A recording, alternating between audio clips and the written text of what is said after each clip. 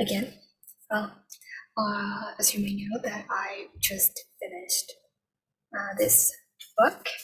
Yes, let me tell you this name of the book is Nausea, and it's from a French writer, also a philosopher, a novelist, and playwright, etc. His name is Jean-Paul Sartre. I might spell it wrong, so please excuse me. It was my first challenge, like my first reading challenge, and it's not that hard for me, to be honest. And usually I will spend like a month or maybe 2 months or maybe 3 months to finish a book, and for real, like I this is the second book that I read in English, and it's from my ex, which is quite a little bit weird, but it's okay. Okay, I'm really happy that I finished the challenge on time. Like, really finished it. Like I said it, and I can do it. Like, yes, of course. Well, even though I don't read much, and even though I'm not used to reading English book, this is it's quite good.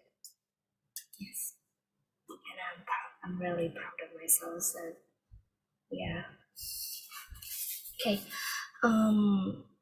To say a little bit about this book, well, I was given by my ex. Oh, yes, yeah. Okay. Before he went back to his studying abroad, he gave me some of his favorite books. And I really loved him back then, so yeah, I really appreciated it. And I decided to read one of his books. Well, yeah, I had tried many times on this book.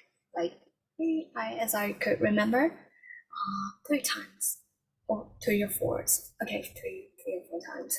Just it's hard to read. It's really hard because it's really impossible, like nearly impossible for me to understand what he wrote in this book.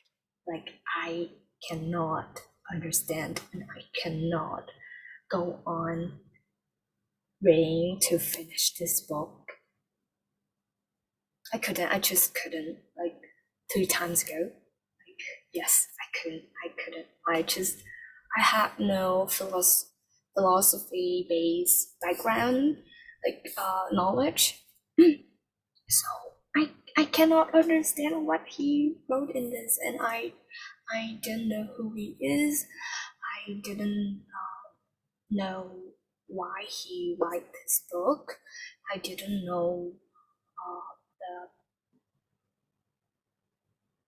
the background that he lived back then. Yeah. Um. And like I didn't know him. I didn't know anything about this book. So it's hard for me to digest this. So I decided to quit. I decided to give up. I said to, okay, I couldn't go on reading this. Like I read like a few pages and then I dropped. And some months later I decided to read it again, and then I dropped. Yes, and finally, when I started this challenge, well, actually I remember it reminded me of my ex. So I decided to read it again. I don't know. I just wanted to know him better. So it's a little bit of reason to start this challenge. Well, okay. So yeah. Well, most of you don't know this book and don't know this author, but he's quite famous in philosophical background. And yeah, first of all, to say my expressions on this book is after I finished it, I loved this book. I loved it because I could get to know it. I could understand it. I could make sense of it. That's why. Okay. I really love it. and I love this author too. Yeah. Secondly, this book, when I started to read this, I don't know what genre that it.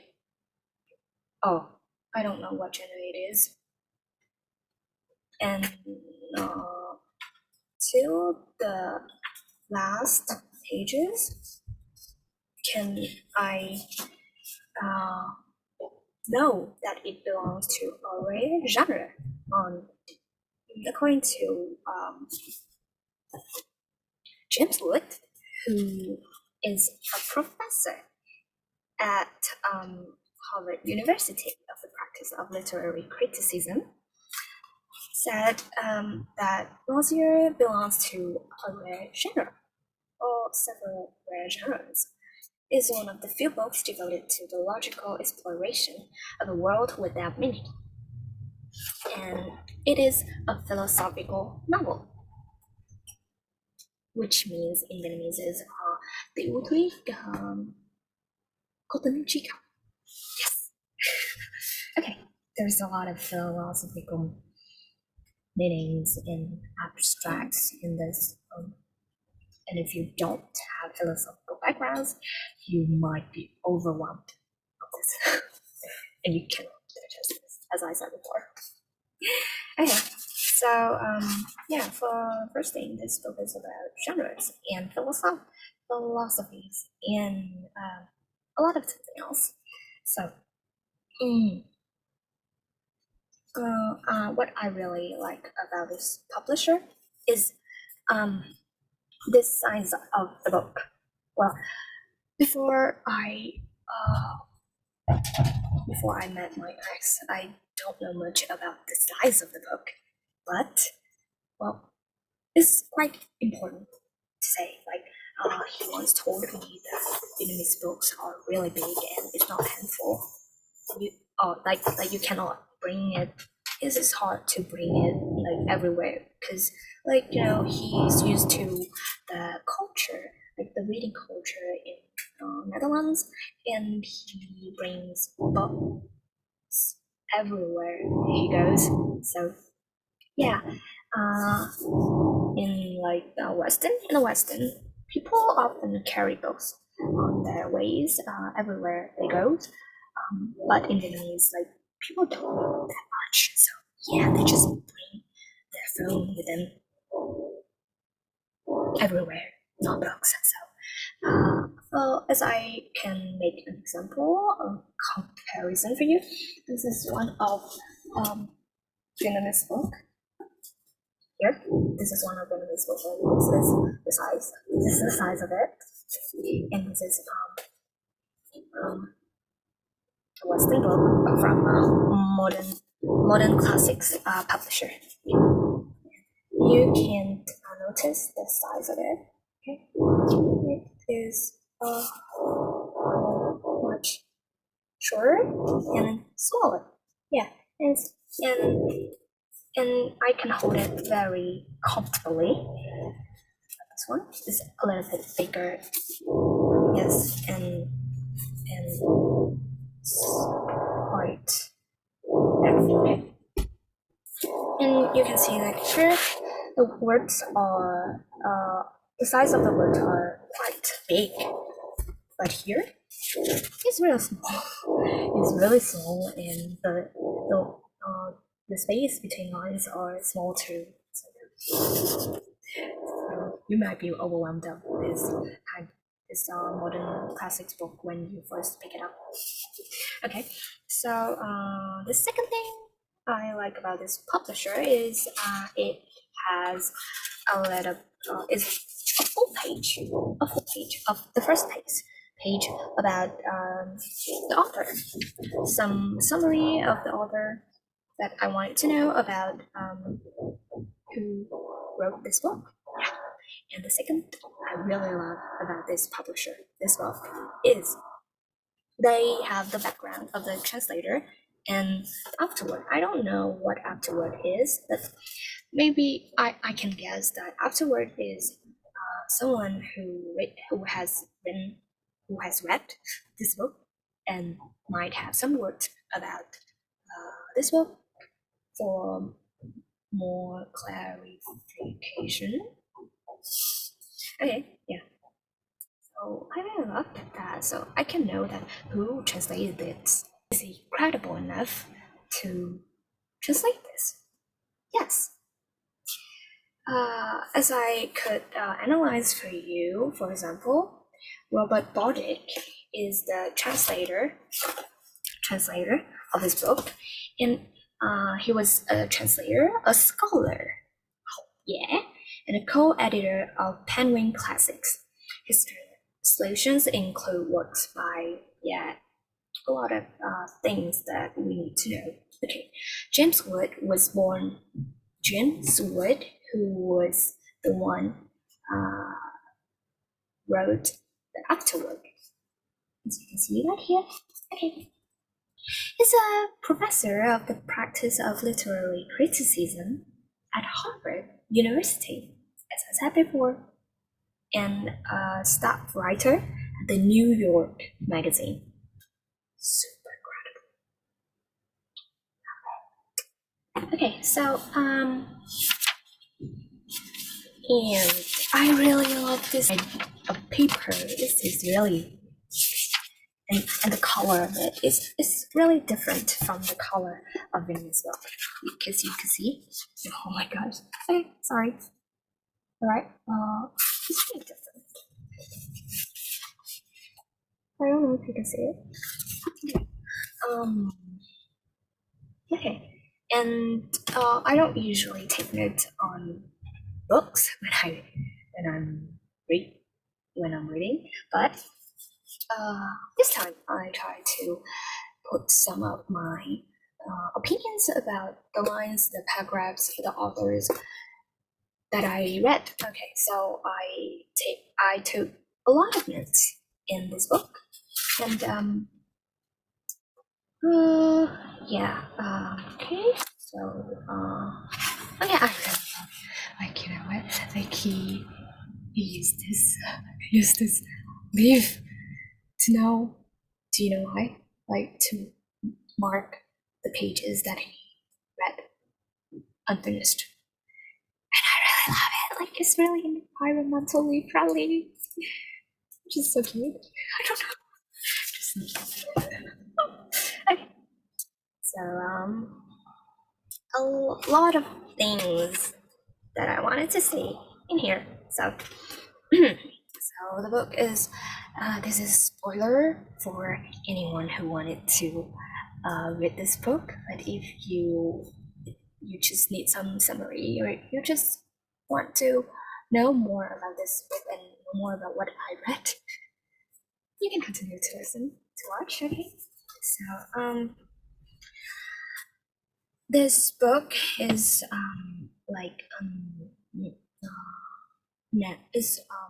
narrated by a novelist whose name is Antoine Roquentin.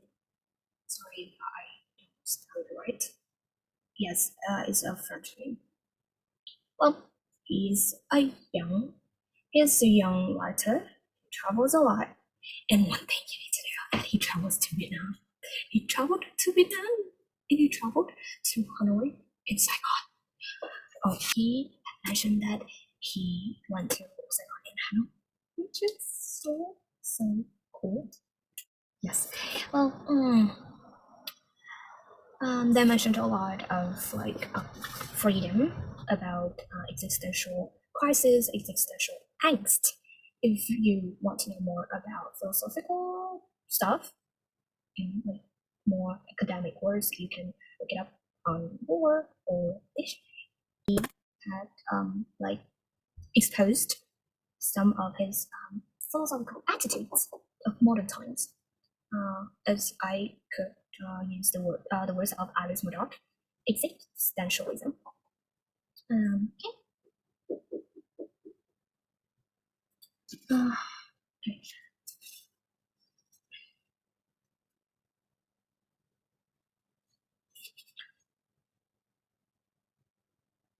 Hmm.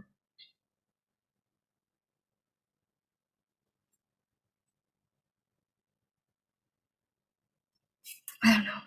To be honest, when I read this book, I felt that this book is ridiculous. Yes, how could someone write something which was so fucking ridiculous? It didn't make sense.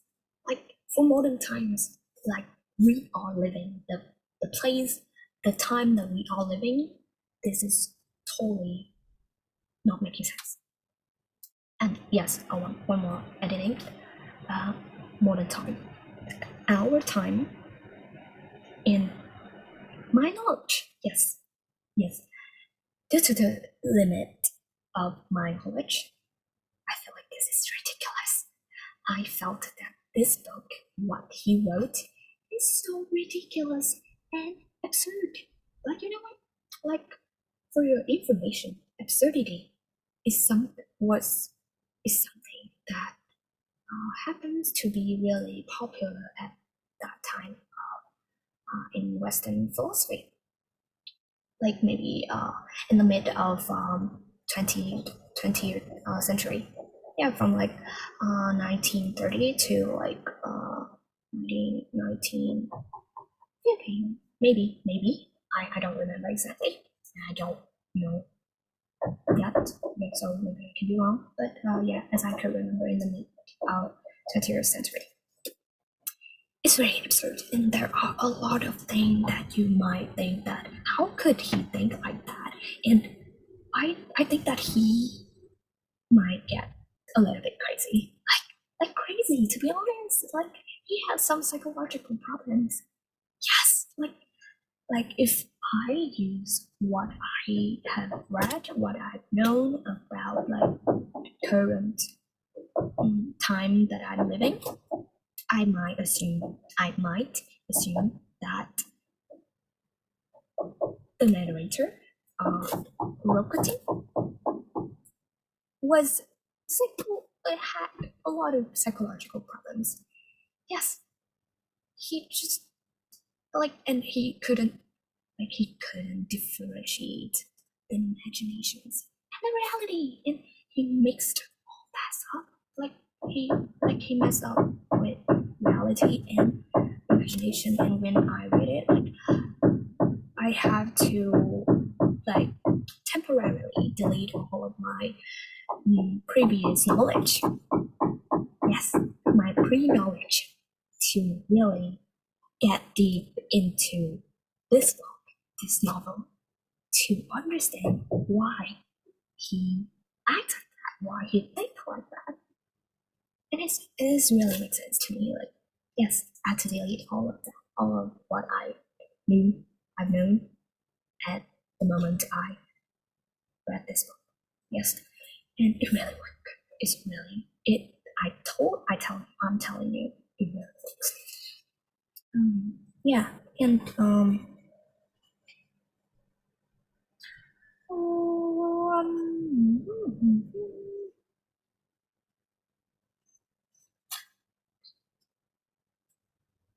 and actually, one thing that I wanted to say is, some people might think that novel is a little bit fiction, right?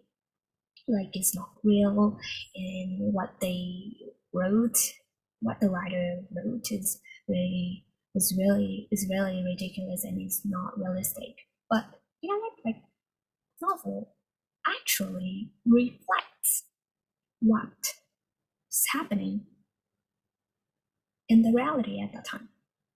Yeah, at the time. It really is. It really is historical, and he is realistic. It brings back the history, and it reflects all of the current issues occurred in the meantime.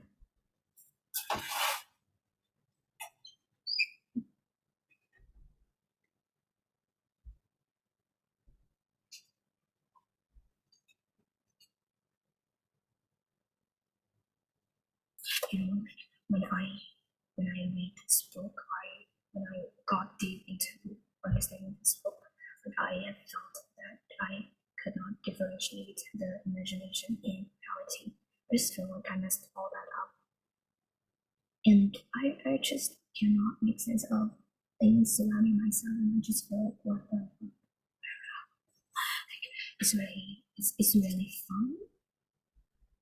It's really like interesting, but also it's paradoxical. It's really risky. Yeah, it threw me into a risky hole, and I didn't escape from that. I couldn't escape from that. And I got really into chaos. I got really into chaos when I wrote this book. So it's okay.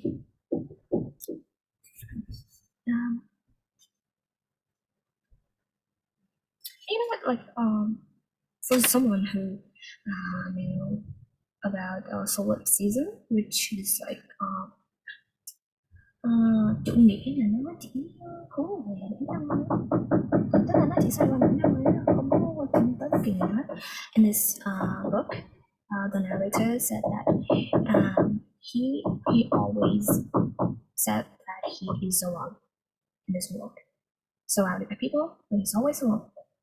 He has nobody. He's nobody. He just exists, and he doesn't know why he exists. He doesn't know why he lives. He doesn't know the meaning of living, and he doesn't want to live, and he just can't like find a meaning for life or his life. And I feel like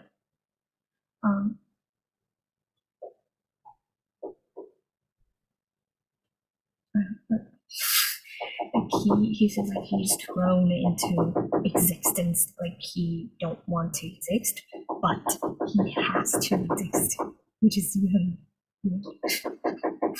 But to be honest, if you know more about him, you'll get to know better. So yeah, it's fine.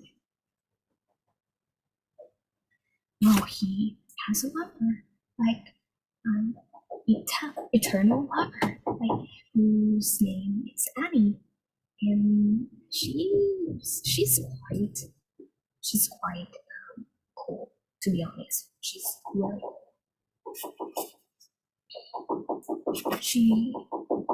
and the relationship between those two remind me of my relationships.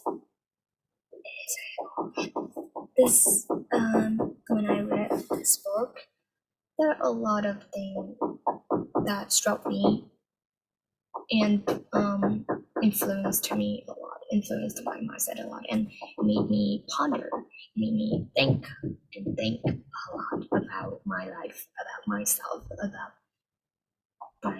the people around me, about my relationships.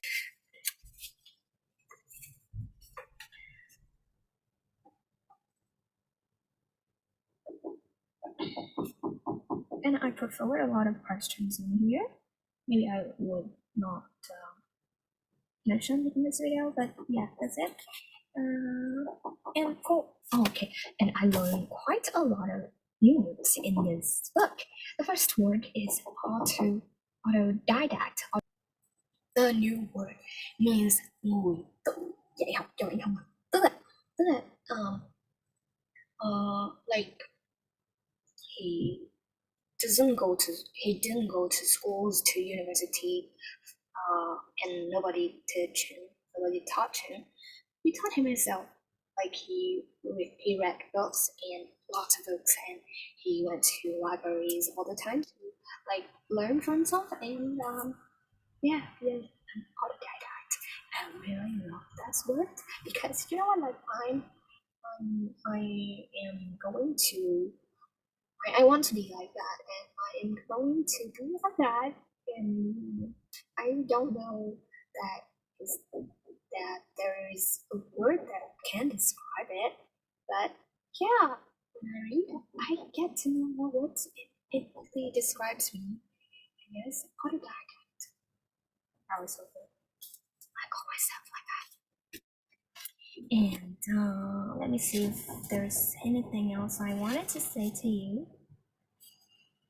Like I learned a lot about the narrator's routine, like his lifestyle. Like he often went to cafe, like to not like just like watching people, like staring at people and like guessing, like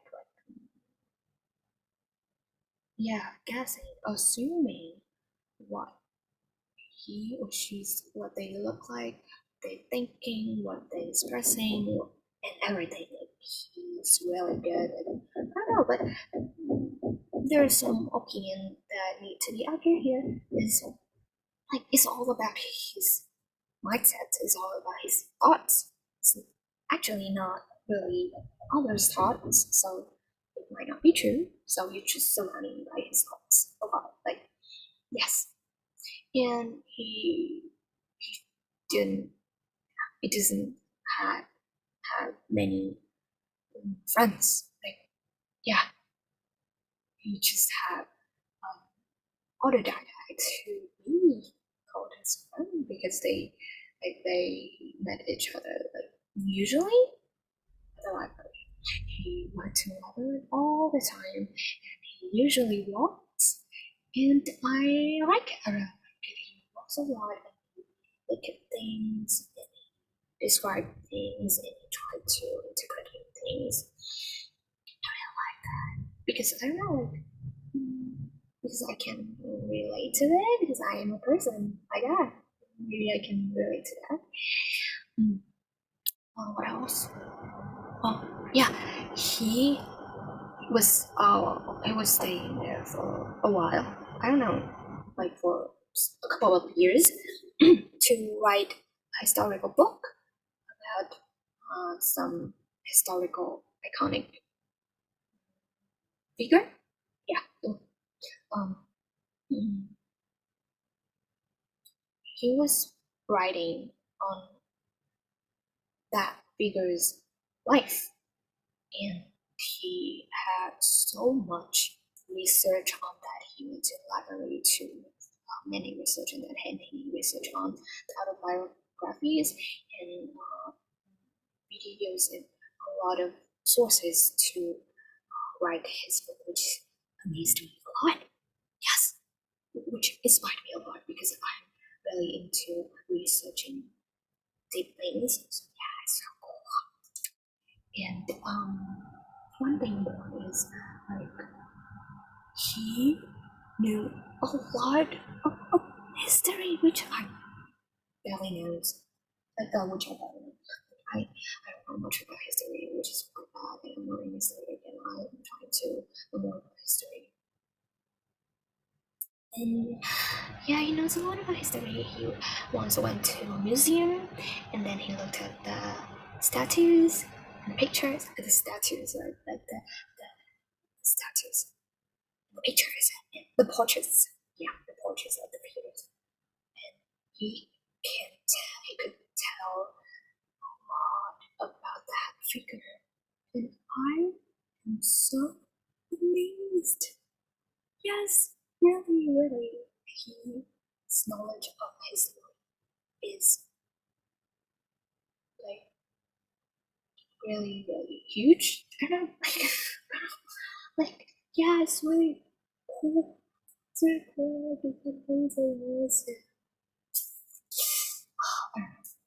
Like and whenever he walks through a portrait, he can tell us a lot. He can tell a lot about side is the person's life, and one is